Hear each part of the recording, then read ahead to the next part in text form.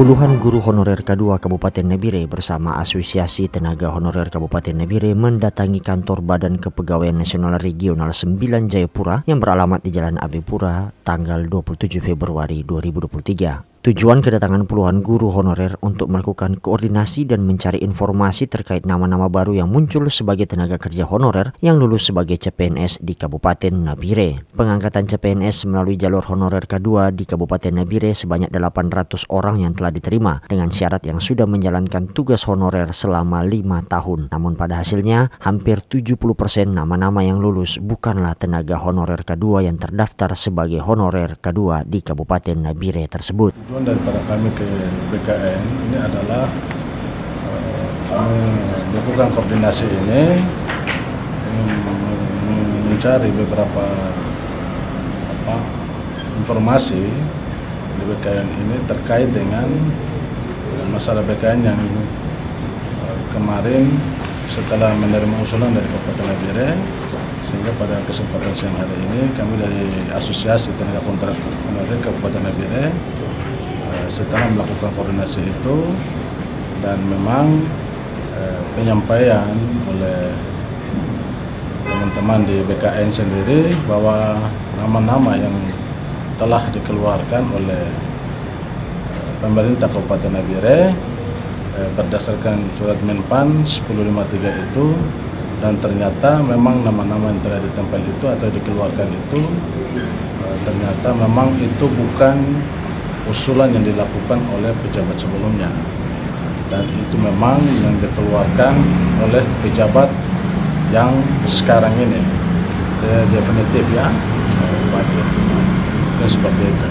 Kuasa hukum Ishak Samuel Ronsumbre SHMH bersama Asosiasi Tenaga Honorer Kabupaten Nabire juga telah memberikan laporan kepada kepolisian Polda setempat terkait adanya pemalsuan data yang diluluskan dalam formasi tenaga kerja honorer K2 di Kabupaten Nabire, dengan harapan kepolisian dapat membantu segera menindaklanjuti kasus ini dan khususnya pemerintah Kabupaten Nabire agar dapat lebih memperhatikan hak daripada honorer murni. Terkait dengan kronologis, mungkin ada motif yang ingin saya sampaikan, bahwa pemberkasan yang dilakukan oleh tim honorer atau dari honorer murni itu telah dilakukan di kisaran 2021 pada bulan September. Itu selesai, lalu pada bulan November akhir atau awal Desember 2021 Bupati terpilih Bapak Mesak Magai itu dilantik, dan untuk selanjutnya nama-nama yang sudah seharusnya dikirimkan untuk diproses dalam kategori K2 untuk diluluskan itu telah tergantikan setelah kepemimpinan Bapak Mesak Magai selaku Bupati Nabire. Nah, oleh sebab itu berdasarkan temuan-temuan kami bahwa telah terjadi pemalsuan data, seperti misalnya ada yang sudah lulus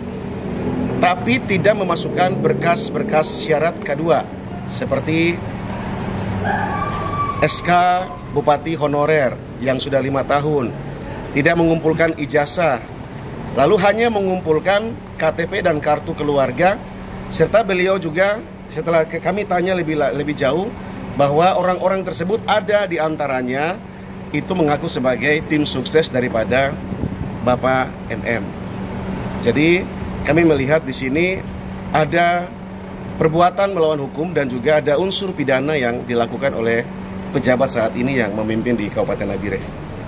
Dan dalam waktu dekat, kuasa hukum bersama Asosiasi Tenaga Honorer Kabupaten Nabire akan mendatangi kantor Pengadilan Tata Usaha Negara atau PT TUN guna menindaklanjuti kasus ini. Dari Jayapura, Faisal Rumunim, AD Media Papua mengabarkan.